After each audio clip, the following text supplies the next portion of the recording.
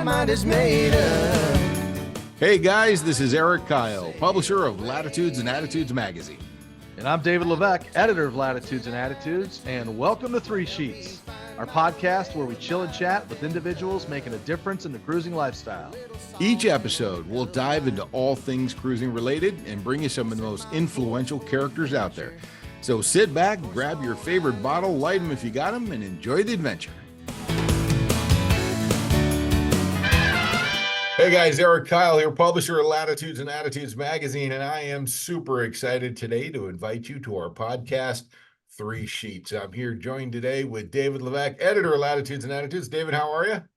I'm doing well, Eric. How are you, sir? You look bright and cheery today.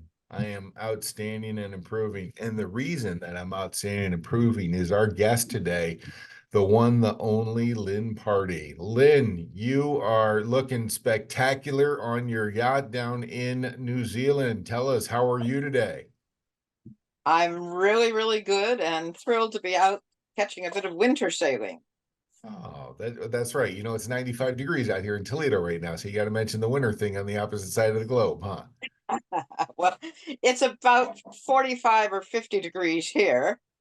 But I'm inside the enclosed cockpit. You know, it's got a roll down windows, but you can't see out because they are completely fogged over. And we should probably mention that, you know, Lynn looks nice and comfortable in her LL Bean zip up fleece. Sadly, the Three Sheets podcast is not sponsored by LL Bean, but, you know, perhaps maybe after this podcast, we could approach them. Don't you think so, Eric? Yeah, I was going to say not yet. Not yet. So, Lin, just for people who are not familiar with who you are, of course, if you're involved in sailing or cruising in any way, they probably recognize your name right out of the gate. But tell us a little bit of the history of Lin Pardey, how you got into sailing and what you've been doing for the multiple decades that you've been cruising. Well, when I was 20 years old, I got tired of dating university types, and I lived out near the edge of the California desert. And I decided that I wanted to learn to sail because I might meet guys who actually did something. So you were motivated to meet a mate, and that's why you got into sailing. Yes, you know, remember, it was a different time. That's all I thought about. But I just wanted to actually meet people who were more active, less intellectual. I guess that sounds rude, but that's the way I felt at that moment.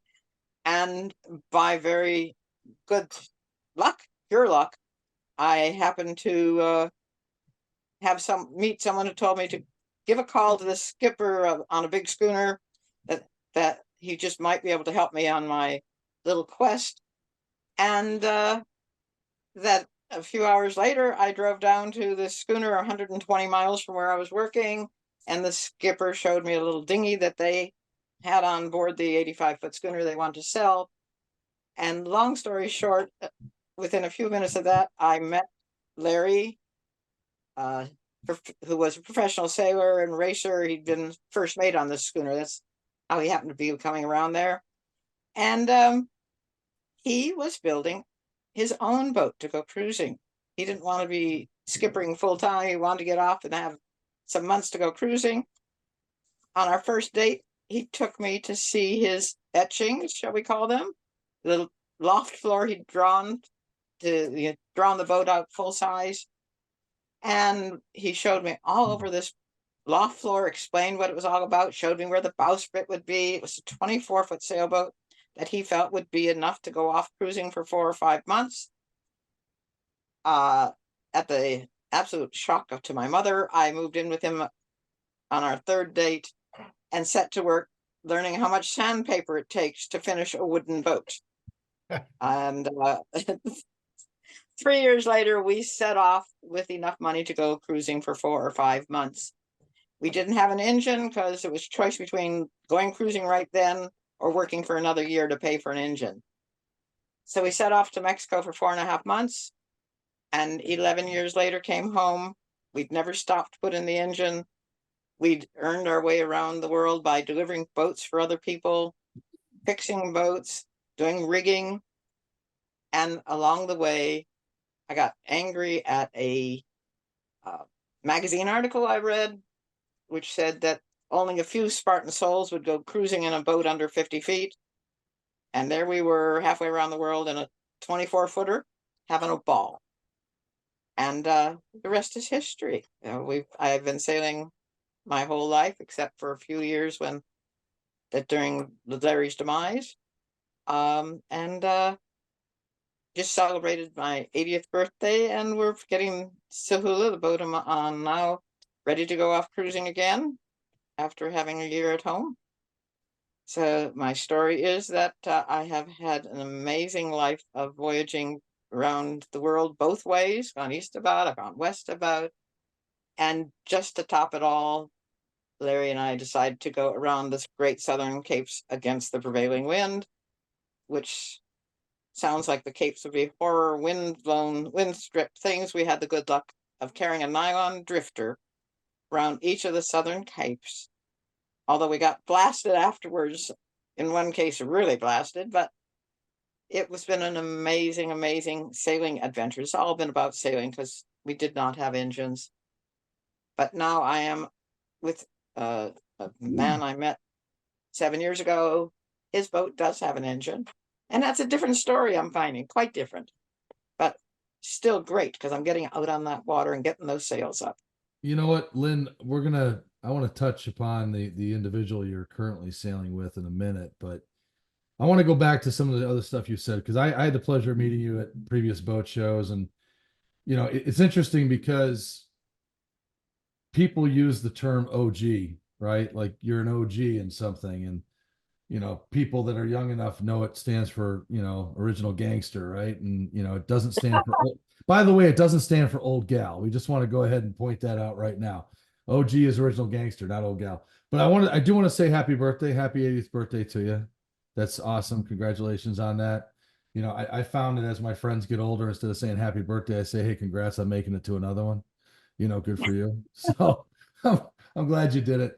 Do you ever get tired? I mean, last year, or actually it was 2 years ago at the International Cruisers Awards, you received almost a 5-minute standing ovation when they announced you to present an award. And I don't think there was a dry eye in the house. It was pretty awesome. Do you ever get tired of, because like people talk about influencers now. Everybody wants to be an influencer. What do you want to be when you grow up? I want to be an influencer. When you set sail with Larry years ago, there was no such thing as an influencer. You were beginning your life and you know, doing what you wanted to do in your heart. Do you ever get tired of being called an OG or an influencer to the younger generations?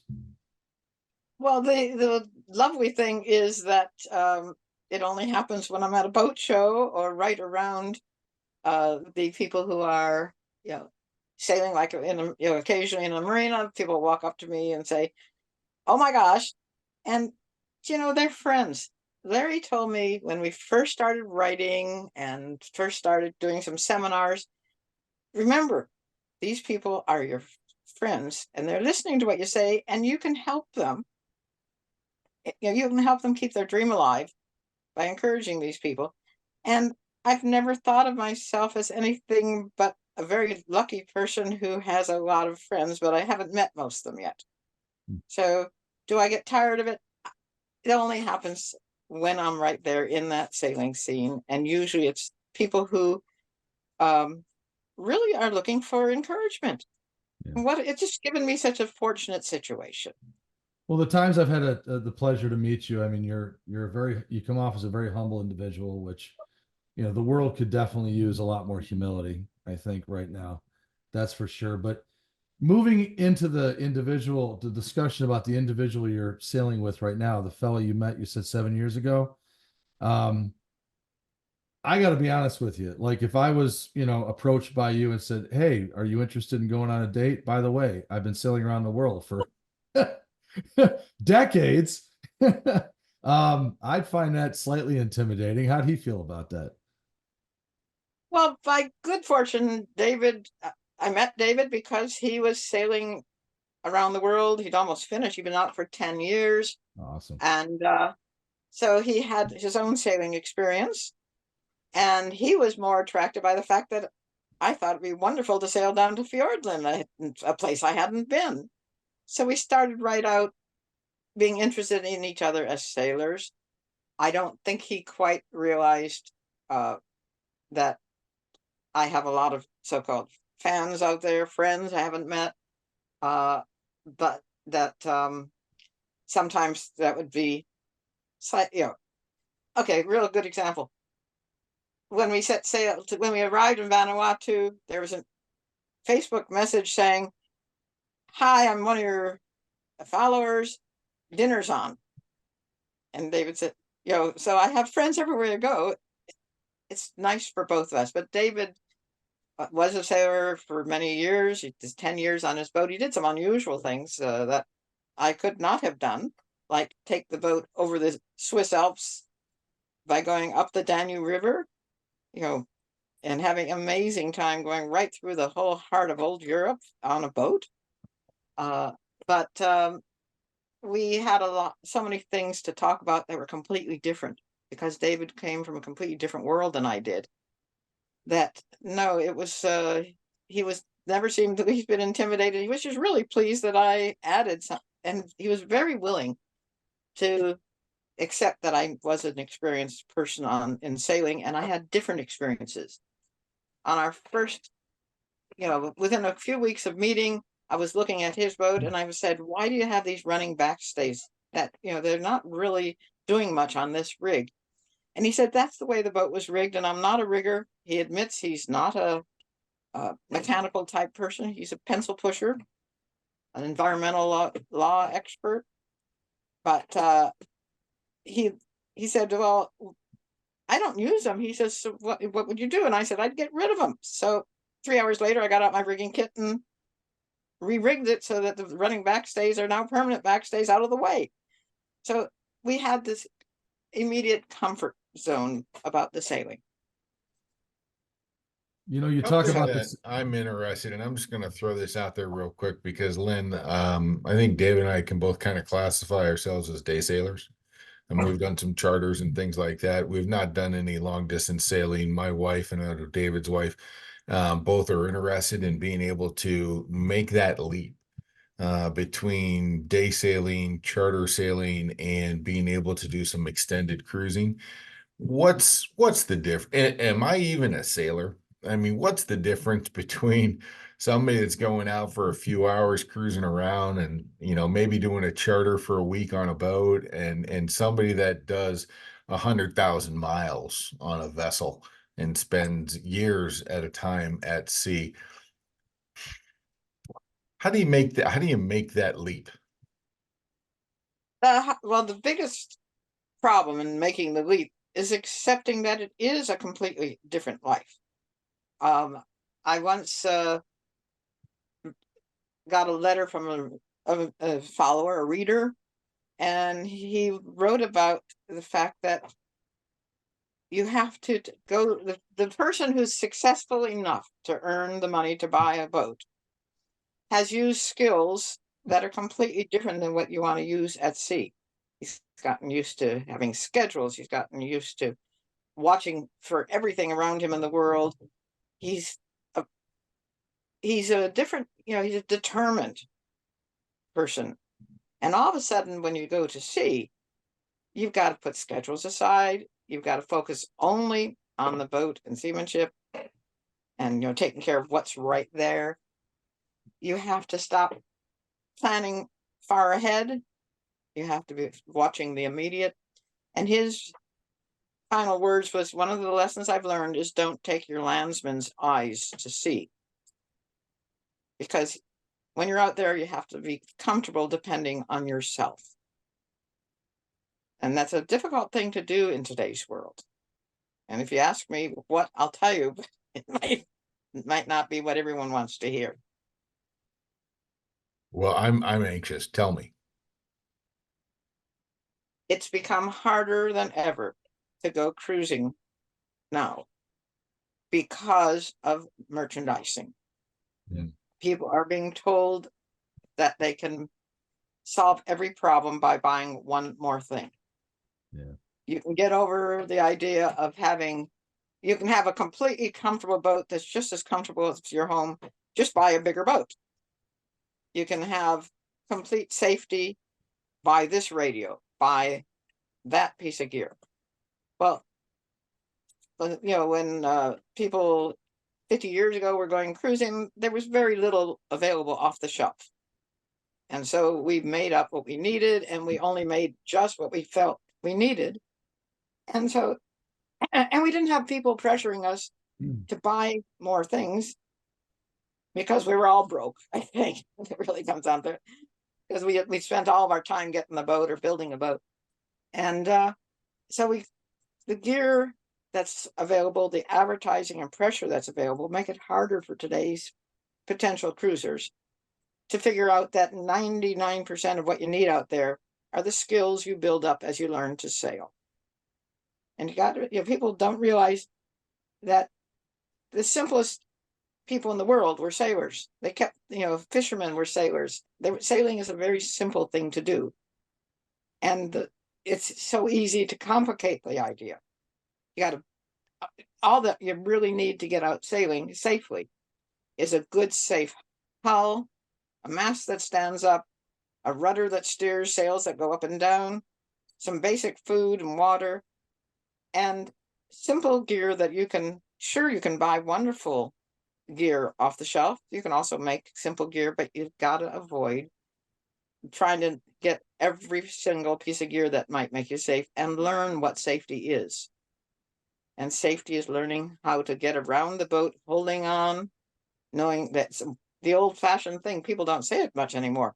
One hand for the boat and one hand for yourself at every moment. And a tether is not a hand.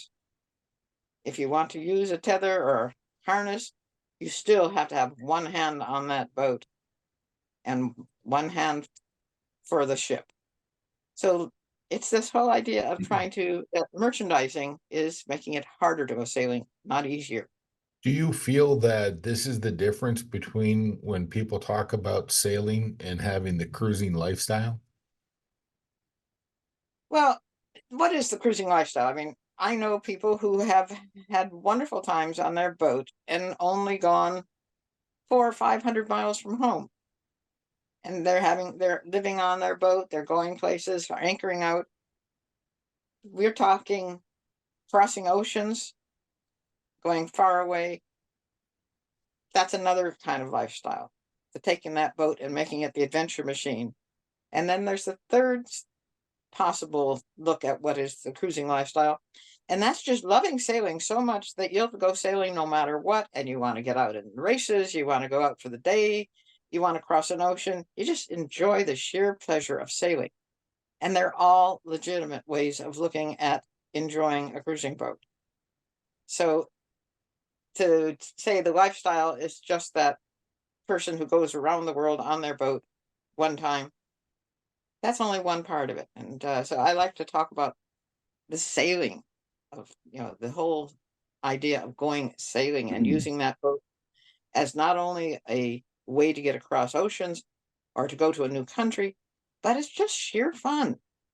And I hope people will start doing that, because the more you sail the boat, the better cruiser you are, the better sailing is. We've got to get out sailing more right from the beginning. And you're chartering and you're learning to sail in your local club. That's the foundation, is enjoying sailing. So is that the allure for you? Is just simply that those sails are going to go up and you're going to go sailing, you're going to use your skills that you've learned over the years to be able to accomplish a sail and make that happen? Is that the allure for you to go out to sea, is just simply for the mere fact that you want to go sailing? I love that. And I love the fact that I can take my home with me. And I might be in a foreign country, but I climb back into that boat and I'm at home. And I can invite people to come on my home, people I've never met before. That day I can say, come on board. And pretty soon I've got new friends. So it's the twofold thing. I do like meeting people. Yeah. You know what, Lynn? We have this magazine you might be familiar with. It's called Latitudes and Attitudes.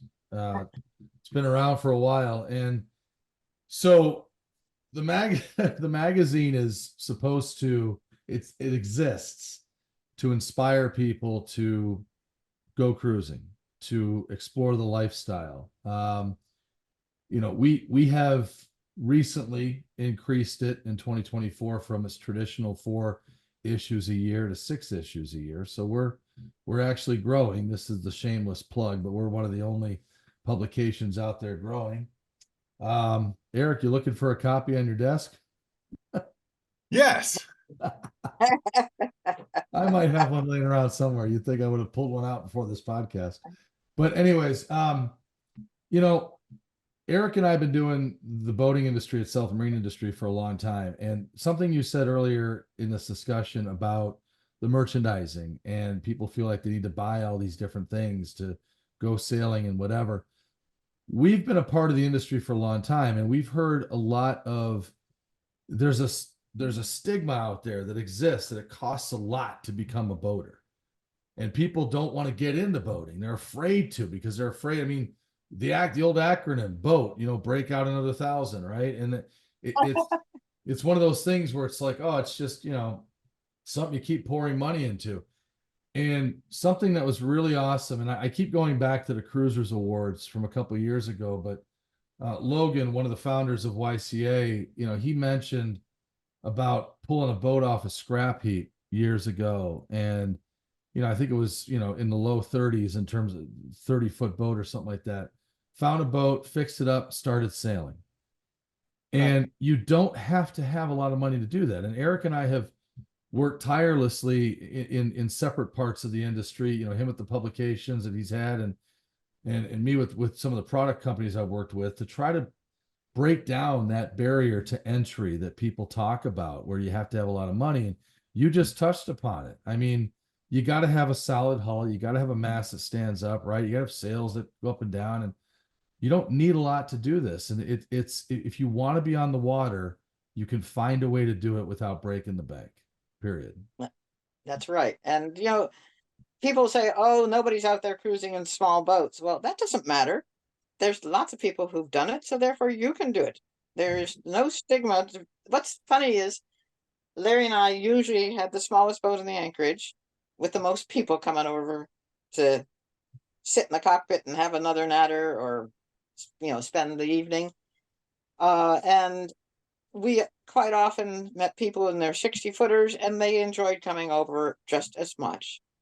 And in many cases, I had more luxurious, shall I say, when I serve dinner, I use real china. I collect antique teacups. I use them all the time. So what's the difference? We're having a good meal on nice china. So my boat's only 29 foot long. We're going sailing. And so nobody ever looked down upon us because we were on a small boat. All they saw was someone out there just like them, enjoying life. So it's not about money. And there is one problem. I've got to be very open about this. Manufacturers stopped making good small boats when in the about the mid 1990s. There used to be wonderful little cruisers built in the 80s and early 90s. The Cape Dories, Cape George 28s and 32s, but they stopped building those, and it's hard to get those good smaller boats then, because there are not that many on the market nowadays, except ones from way back in the 60s. So it is a little bit harder to find those smaller boats because there's not as many on the secondhand market. I gotta But imagine, Lynn, the main challenge that a lot of cruisers are looking at today is if they're going to do some extended cruising and they're on a boat that's under 30 feet, they're just like, oh my God, I'm going to be on a boat out in the ocean in a boat that's under 30 feet. Does that make a difference? I mean, the size of the boat compared to the body of the water? it makes them safer because when you're in a smaller boat, you can, number one, afford the very best sails, the very best storm sails. You can keep up the gear. And we're talking, when I say you don't buy anything, you've got to buy the best line. You've got to have really good sails. You got to maintain them well. But on the smaller boat, you can be sure it's really well maintained. It's hard to know on that 50-footer. It's hard to inspect a 50-footer and make sure that every shackle is properly moused. It's hard to know that 50-footer. as well as that smaller boat. Mhm. But does size make you safer out there? No, you make yourself safer out there. Knowing Amen. how to, yeah, that's what Amen. it matters. And so, uh, but the problem is that people are trying to take so many comforts offshore. And I had a little saying, see if I can get this right. Uh, Comfort and security do not equal adventure and freedom. That's a good one. So it's just that's my view. I'm not going out there to be comfortable. I'm going out there to have an adventure and go places. I'm not going to have a 3-bedroom and 3 bathrooms because number one, I'd have to take care of them. And I don't want to take care of them. I'd rather take care of my little boat. But you got to understand, when Larry and I built a house because we knew that we'd have to move ashore because of his health issues, we built a 1-room house that's 900 square feet total, and we love every bit of it. And I can clean every bit of it in 2.5 hours. So that's that's who I am. I can do the same thing. I just use my leaf blower, but that's a different story. Yes. So So- our mission here at Latitudes and Attitudes magazine There it is to try to inspire people to go cruising, as David mentioned earlier. And I'm curious, Lin, with you having so much experience in this space, what would your advice be to some of the people from like the Young Cruisers Association or other people who are just simply interested in casting off the lines and going? What would your advice be to them as they consider making this transition? What would you tell them? This is what you need to know. This is what you need to do. The first thing you need to do is get out sailing on every different kind of boat you can, and try to learn to sail on something about 20 feet or less. Because if you start learning about how much fun sailing is, but you also learn how the boat feels and what happens when you pull this sail or that sail, and how important it is to learn to sometimes just head her right into the wind and let the sails flog to get things under control. That's what a 20-footer teaches you. You can't learn that in a 40-footer, not as easily. And get out sailing with lots of different boats, because then you'll learn what you actually need, what works, what gives people problems. Just make the sailing your first focus. And sure, you read stories about people who've never been on a boat, got a boat, left and learned on the way. It's a hard go, and I guarantee you'll scare at least one member of your party if you're not on your own. And you want to build up to going off and learn to cruise charters, local sailing clubs. Don't try to rush off and just get your boat immediately from what you've read. Get out there and get sailing. And there are lots of ways to get out sailing with other people. I work with sailors with disabilities when I can. They have free sailing days when anyone can come along and have a sail with them, because they're looking for volunteers who fall in love with it and want to help them get their sailors out on boats. But it's a way of getting out on the water. Spend time. It's all about sailing. And remember, it is a sailboat. Once you learn how to use it, even if the motor gives you trouble, you just sail there. David, the boat I'm on right now, has a lovely engine that was, when David got a secondhand boat that had an older engine, he immediately put a brand new engine in it before he went off on his world cruise.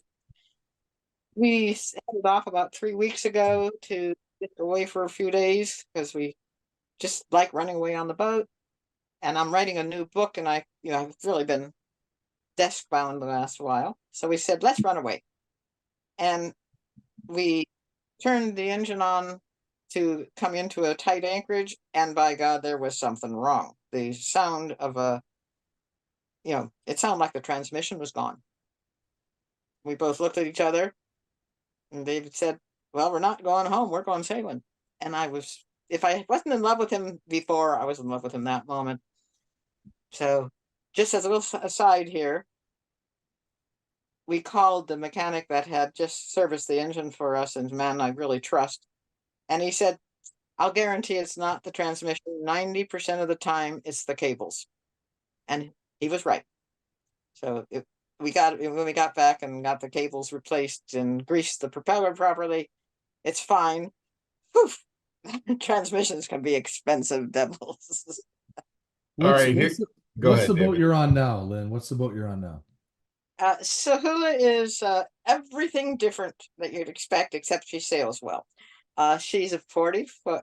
Okay, just to make David happy. She's a Van de Stat designed Seal 36, but Van de Stat then designed a lazarette extender to 40 feet that went on after the boat was launched because the owner realized he didn't have enough storage room, and it was built by an amateur. She's a round-bilged boat. She's got a nice, powerful rig on her. She's shoal draft to a certain extent, not real shallow. She's 5 foot, just over 5 feet of draft, which let David take her up the canals of Europe, which is something he wanted to do. And she's an older style, but I'm getting used to using an engine. I've learned how to get her to turn around just like a spinning top if I have to.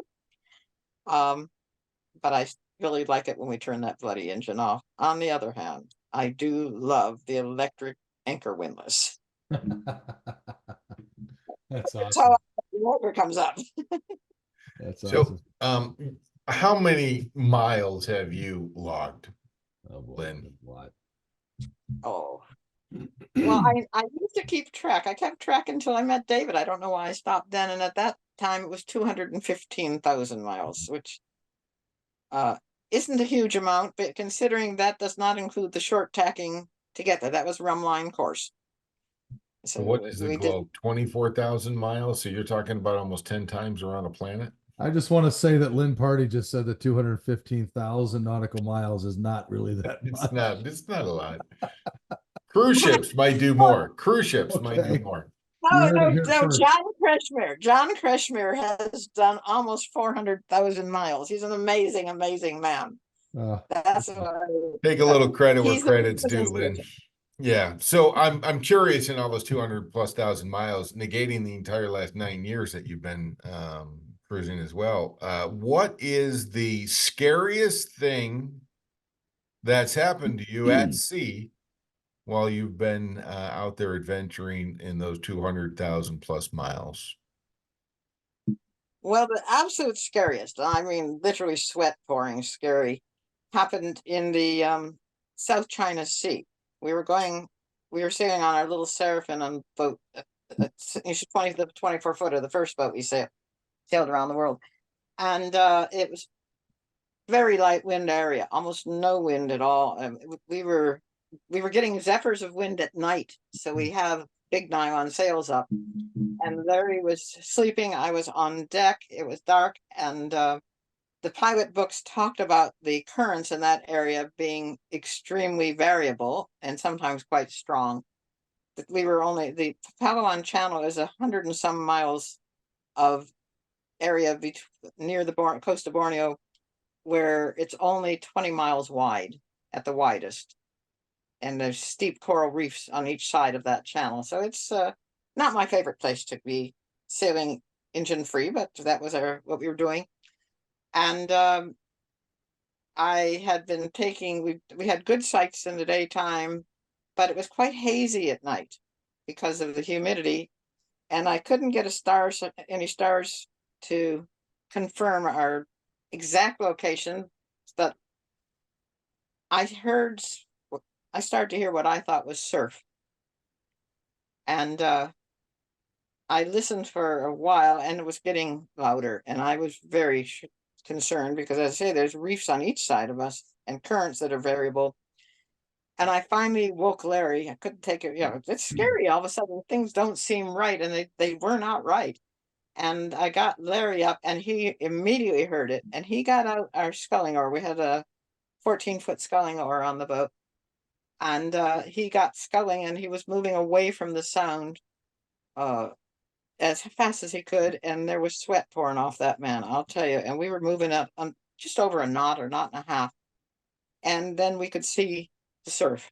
And it was right astern of us, and it was getting closer. There was just and we were shocked at that strong a current. And I was in tears.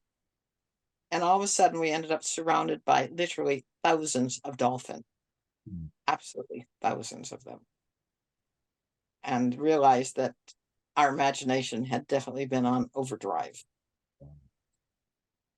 So I know it sounds silly, but that really was the most scared I ever was at sea. Wow. And What an incredible story. it was incredible. Fantastic. I was going to ask you what was the most miraculous thing that you ever happened to you while you're out at sea, and it sounds like being surrounded by thousands of dolphins might be the best time. Is that true? Is it the same thing, or was there something else that you can point to that says this is the coolest thing that ever happened to me as a result of my cruising lifestyle? Having a Royal Albatross reach over the bulwark of the boat and snatch a piece of bread from the deck as we were sailing at about 2 knots past Cape Horn. A Royal Albatross. They were swimming, we were surrounded by them. So, and of course I didn't have my camera. So what does it feel like to be kind of at one with nature out there, with the sea life, with the wind, the water, the stars? I mean, what does it feel like to you? Can you describe that? Do we have vocabulary to say this is what it's like? Because you're literally out there at one with everything. Just home. It's home. I feel more comfortable there than anywhere. I'm sorry, go ahead, Lynn. Look, it's so hard to describe the feeling that I have when I'm offshore. And one of the things I jokingly say, but it's absolutely true. I love being in the middle of nowhere, hundreds or thousands of miles from shore, with no radios, no communications, because it's one time in the world that I know nobody knows where I am. And nobody really cares. It's just us and the boat and none of the pressures of land. Beautiful. Yeah, we could end the podcast right there because that's just the most beautiful thing I think I've ever heard. So Lynn, I mean, so many people talk about getting on boats and they talk about getting their sea legs. You've probably spent more of your life on water than you have on land. So do you have land legs that you get? Is that kind of what happens? Let's say I'm trying to build up my legs because I want to be able to keep doing things. So I am easier on a boat, but on land I try to exercise at least 40 or 50 minutes a day to keep those legs strong, because that's one thing you sometimes don't get quite enough exercise when you're out there. Yeah. I remember when I first met you, and I admittedly, I mean, I've been in the marine industry for 15 years. Erik's been in the marine industry for 30 plus years, probably, maybe. I honestly, until I got more involved with Latitudes and Attitudes as an advertiser first years ago, I didn't really know who you were. I'll be honest with you, because it wasn't part of my lifestyle. So I mean, I looked you up. Now you got a Wikipedia page. Do you know you have a Wikipedia page? You probably do know how you have a Wikipedia page. I think you finally make it in life when you get a Wikipedia page. I don't know, but I think my publisher must have made sure that was there. Okay, but there was a phrase in there that I absolutely loved, and I read this a couple of years ago, and it's "Go small, go simple, but go now." Right. It's absolutely the truth, and simple can be interpreted many ways. I do not recommend people go sailing without an engine. For us, it was a wonderful game. I talk about that. I talk about the joys and frustrations of sailing without an engine in the book I'm working on now. But yes, I've been very lucky to have met someone who liked that simplicity idea, because it let us go. The more we simplified, the more we had money in the bank to do other things. Yeah. And let me just say one thing right here. It isn't just about the sailing all the time. What I loved is, because we kept our boat simple and we kept our costs down, we always had a little bit extra to do some wonderful things when we got to new places. And a little example is when we got to Brazil. We sailed into Rio de Janeiro, and we'd had done a lot of sailing over the last few years. And Larry said, "Then I'm going to take the bike and go and check something out." And I was quite surprised because usually our first forays ashore we did together. He came back a couple hours later, and he says, "Pack up some clothes. I'm taking you on a little holiday." And of course, everyone says, "But you're already on holiday." Well, he'd bicycled up to the Copacabana after talking to the marina office and making sure that we could safely leave our boat where it was.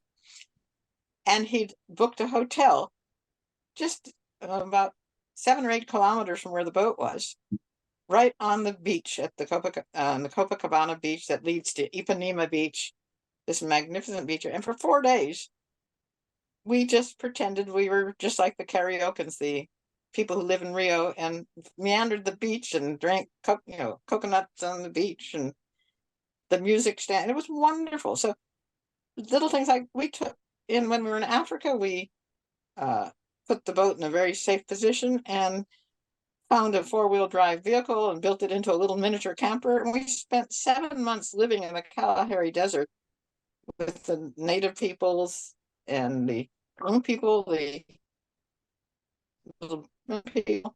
It was a terrible life. And we couldn't have done that if we hadn't kept the boat simple and put the money into a special fund to do other things. And we never had long work lists. That's a really important part that you bring up about the being able to cruise all over the world like this. It's not just all at sea. I mean, you spend a week at sea and you end up in a different destination or different country or different part of the world, and you spend a significant amount of time in that location, getting acclimated to the culture, the food, the drink, the everything there. Yeah, I think the other aspect that made our life very good, it's because we had to work along the way. If it wasn't delivering someone's boat, or we found wonderful work in boat yards because Larry could restore classic boats like no one. And I liked doing the finish work. It meant we had to live with the local people. Sometimes we spent 5.5 months living in downtown Sydney. And what a change from our normal life. At a wonderful little boatyard. We spent time in the south of England working in a boatyard there and getting to know people all over the world. We worked in 17 different countries, but we always limited the amount of work we did until when that little box was full of money, we went. And that was usually 3 to 4 months that we had to work to earn the money to keep sailing the rest of the time. You have an extensive collection of books that you've written about your life, your journeys, your experiences. I would really like you to share with us where can we get this information? Where can we buy one of these books? How can we find out more about all these adventures that you've done on a global scale, Lynn? Well, Amazon, of course, although I'd rather people went to my blog spot because there's a link to all of my books there. They can read about them there. And there's a bunch of cruising tips on the blog site. But they're available wherever you buy nautical books. Just a little advertisement here. If you buy them through my blog site, I make 3 times as much royalty. There you go. What is that blog site, Lynn? Can you share that? I know you're an accomplished publisher, and I just want to make sure that people who are listening to this have access to be able to get more content from what you have to offer. Yes, and I please ask them to. I think everyone who's going to go cruising should read my Storm Tactics Handbook, because I don't have time here to talk about one of the most important things you should be learning, which is about how to heave to, whether you use it for storms or just when you need to get rest. But that's my advertisement for the day. But my blog site is Pardey Time, but you got to spell Pardey correctly. Pardey time.blogspot.com, or just look up Lin and Larry Pardey. You'll get to the blog spot. But I'm really excited right now because by tomorrow I will have done the final edit of the designed new book, and it's probably one of the hardest books I've ever written. It's called it will be. I'll have it at the boat show, the Annapolis Boat Show, and it's called Passages Beyond Cape Horn, and I think it's the best I've written. I hope so, and I've had the first reviewers have been wonderful to me about it, so that's coming out soon. But I think the practical books that Larry has helped me write through the years have many people say that the ideas in them are what set them free. So I think that one of my books that is not available in print but is available in Kindle, the first chapter is the most important one, and that's talks about how making the break. Awesome. It's called the book is The Cost Conscious Cruiser, and it's available on Kindle or otherwise. Speaking of party time, we will see you in Annapolis, and during our Annapolis Cruiser party, I think one of the raffle items that you have graciously donated to us is a collection of a few of your books. So we'll have those at the Annapolis 2024 Sailboat Show. We hope you maybe can stop by our party if you want to. Now that I've beat the word Can I party. survive it? Can I survive it? Listen, Last time it was pretty fun. we haven't lost anybody yet that we're aware of. So why start now? Lynn, you're a card-carrying member of the Sailing Hall of Fame. Do you find that gets you a better seat in restaurants? I always wanted to ask you that. No, because they don't give us a card. They give us a little tiny pin. But no, it was an overwhelming honor. I was never, I was the first cruising sailor to ever be inducted into the Hall of Fame with Larry, not just me. And I think the first couple to be inducted. And it was really amazing, especially because I was up there during the presentation with some of my real heroes. I mean, and it was quite funny. There were 2 New Zealanders inducted into the American Hall of Fame 2 years ago. Yeah. Bruce Farr, probably one of the best yacht designers in the modern world, and myself, and we're both dual American and New Zealand citizens. Well, not bad for a gal from Detroit originally, right? No. A little gal. Remember, I'm 4'10". I grew up in the desert. I never knew about sailing till I was 20. So remember, anyone can learn to sail. If I could learn to sail, I'm a clumsy person. Thank God most sailing is done sitting down, because I wouldn't be here otherwise. Lynn, I got to tell you, it's been an absolute pleasure to have this conversation with you today. Well, all good things must come to an end, and we're going to have to cut this off. But I just really want to thank you for your time. Actually, my family and I are going to be out in Timaru in December.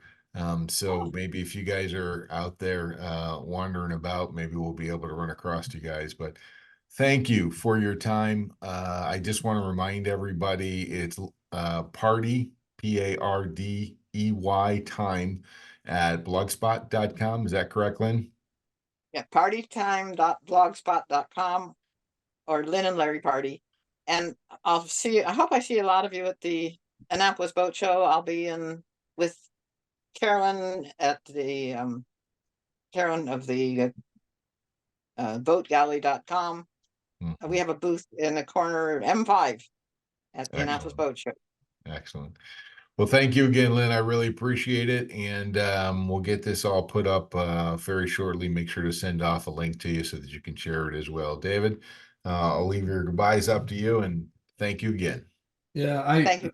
Lynn, it's such an honor to talk to you. I honestly, Eric, I think we ought to maybe down the road schedule a part 2 to this podcast, because there's some really cool questions I want to continue to ask Lynn. We could talk about some stuff. I know you guys, you went against the prevailing winds when you guys were sailing. So that would, contrary to the prevailing winds, right? So there's some other questions I want to ask you, but, if you are walking around the boat show because Lynn is 4'10", make sure you look down or you might miss her. So Lynn, it's been an honor. You're humble. Your sense of humor is great. Your legacy is amazing. And we look forward to seeing you in Annapolis. Look forward to it. I'll be at the party. See you then. Thanks, Lynn. To sit around the yacht club bar and talk about the things we're gonna do. I love to sit around the yacht club bar because it doesn't move. Oh, the seas are big, the swells are high, but that don't bother me. I never get lost and my tummy isn't tossed. It's a wonderful life on the sea. My mind is made up. I'm gonna sail away. Latitudes and attitudes will help me find my way with my loving cup. A little salt and